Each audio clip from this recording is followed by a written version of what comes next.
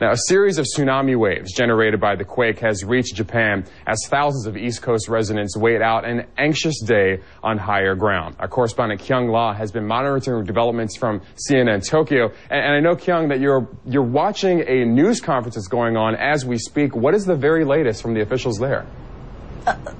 The very latest from the Japan Meteorological Agency, Reggie, is that they are not lifting the evacuation order. They are also not lifting the warning. And the reason for that, even though we've seen that first wave of the tsunami come ashore, is that they fear that it will be followed by a second and a third wave. So those residents who have been told to get out of those low-lying areas are being told to wait it out. Even though we've only seen the tallest wave, as you mentioned, was 1.2 meters, they are perhaps afraid that the second and the third one could be even higher. So that's part of the reason that they are doing that. The Prime Minister, in comments that he made earlier today, he said that tsunamis are not just one wave, and history has taught Japan this very important lesson. In 1960, when Chile also had an earthquake, those waves that followed afterwards, that first one was only 10 centimeters that hit Japan's shores. It was that second and third wave that were deadly, and that killed 140 people here in Japan. So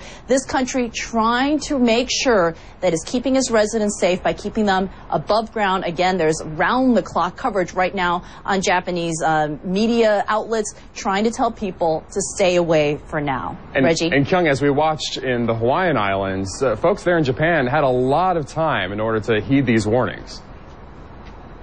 You're absolutely right. It took 22 hours from the time that there was that Chilean earthquake in 1960 for the waves to approach Japan. So we are seeing a huge gap in time from when the earthquake strikes and when there's a tsunami that hits this country. It really does show you how devastating these earthquakes can be, not just for the immediate epicenter, but for all the people around the globe. All right, so obviously this is a situation that continues to change. As you just heard Kyung say, the authorities are saying do not breathe a sigh of relief yet, Japan, as they watch and see if there's any more to come. Kyung, I'll be talking to you in about a half hour, so we'll check in with you in just a few minutes. I want to go over to Ivan Cabrera. He is in our weather center right now.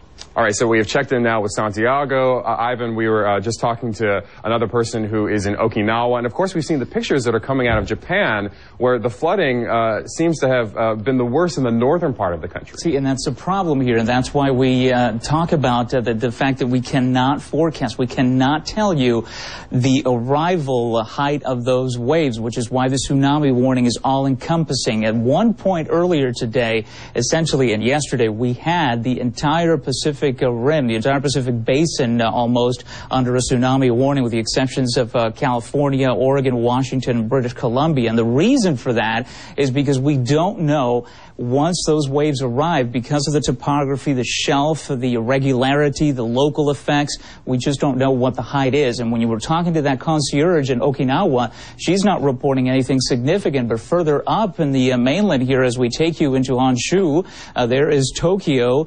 You begin to see the problem here. If we didn't have a bay here, perhaps we wouldn't have had the flooding, but we did. And if we have that video, pop it up, because I think it really just tells a story here. We are looking at now, of course, at Port Fuji there, at the arrival of the tsunami. Incredible here that we are over 20 hours after the epicenter of that earthquake off the coast of Chile, and there you see it, 20 hours plus later, Reggie, that's when we're getting the tsunami. Clear across the world, across the Pacific Basin, arriving as a 1.2 meter wave. And for our friends in America watching here on CNN, that's about essentially a 4-foot wave. It doesn't sound like a lot, but I tell you, I'm a skinny guy, and if I'm standing at the beach and a 4-foot wave hits me, I'm going down. And so that's why we evacuate folks along the coast there. You're going to have property damage because the water, the power of the water can lift cars even 4 feet high. So that's why we evacuate folks out of there, because if you can lift a car, you can certainly lift a person and take them down. And here's Port Fuji, and again, you see that funneling of the water. Where's it going to go? Well, it's going to go into the coastal plain here. Interesting topography here. There's the volcano there. If you had higher terrain here and you didn't have that shallow shelf there, it wouldn't be as much of an issue. The wave would arrive lower in amplitude. And again, it is all dependent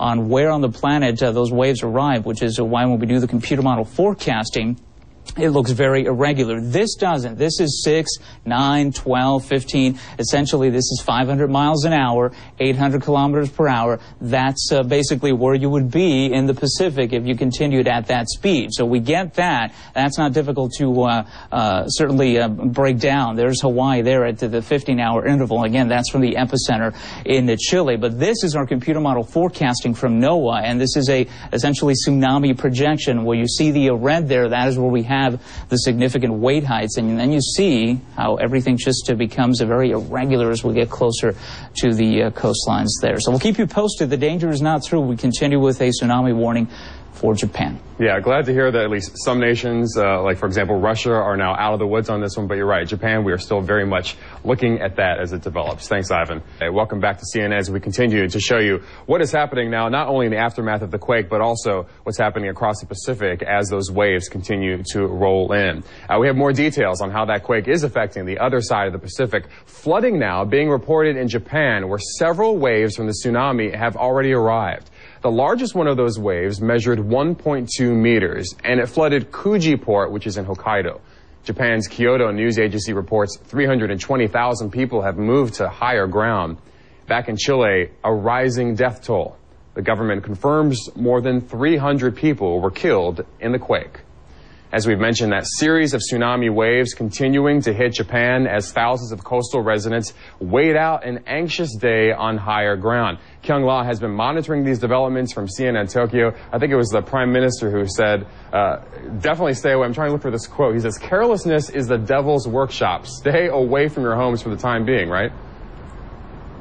The reason why he said that, Reggie, is because history has shown this country that carelessness certainly is not something to be thought of when we're talking about tsunamis. That first wave that struck was small in many parts of Japan today, but throughout the day, we have seen another wave come in, and that second wave you were talking about was 1.2 meters in Hokkaido. So what this government is worried about is that the second and third waves of the tsunami are going to come in, and if people are careless and decide to go back to their homes, that they could be affected by stronger waves. That's what happened in 1960 when Chile also saw an earthquake, and Japan in its second and third tsunami waves. In the aftermath of that quake, they lost lives. 140 people were killed. So the government sounding the alarm early this morning, making sure that those 320,000 people were evacuated out of low-lying areas, moved up to higher ground. They remain there. They are going to stay there until the government gives the all clear. Right now,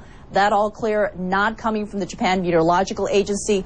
The warning is still in effect. The evacuation is still in effect. People told to stay out of the area until they are sure that there is not going to be any other waves coming to hit Japan. Reggie? And Kyung, Japan, no stranger to earthquakes and tsunami warnings. So is this a pretty well-oiled machine by now? Do people know where to go and what to do? A very well-oiled machine. This is a country that has some of the strongest earthquakes in the world. 20% of the world's strongest earthquakes strike Japan. This is a country where tsunami warnings are really commonplace. You hear a lot about these warnings day in, day out. What was different about this particular one is that this is the highest warning, the highest alarm that we've seen in more than 15 years. So that's really what got the government here acting, local municipalities acting, and people acting to get out of those areas. Kyung La, she's been reporting from our Tokyo bureau, and we appreciate it. We'll continue to check in with you as we learn more about the flooding that's going on in the northern part of the island. Thanks, Kyung. Expressions of concern, pledges of support coming from many countries in the wake of that quake.